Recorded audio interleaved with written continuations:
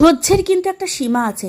সূর্য কিন্তু আজকে সহ্যের সীমাটাকে আমার শেষ করে দিয়েছে, পুরো স্কিনটাকে পুড়িয়ে দিয়েছে, কালো করে দিয়েছে, ট্যান ফেলে দিয়েছে।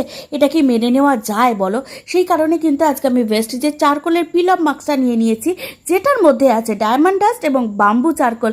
আমার ট্যান ক্লিয়ার করবে, আমার হোয়াইট হেডস, ব্ল্যাক হেডস সমস্ত কিছু ক্লিয়ার করবে। কারণ আমার পক্ষে সম্ভব না এই গরমের মধ্যে এত ব্যস্ততম জীবনে আলাদা করে পার্লারে যাওয়া। সেই কারণে বাড়িতেই একটু চেষ্টা করলাম। আর স্কিনটা জাস্ট দেখো তোমরা, অত্যন্ত ভালো। আমার তো ভীষণ ভালো লাগছে, জানি না ক্যামেরায় কতটা বোঝা গেছে। আর আজকে সূর্য যেভাবে প্রভাব ফেলছে স্কিনের ওপর, চুলের ওপর, নিজেদের শরীরের ওপর, সেখানে কিন্তু শরীরের সাথে সাথে স্কিন, হেয়ার সব কিছু প্রোটেক্ট করা ভীষণভাবে দরকার।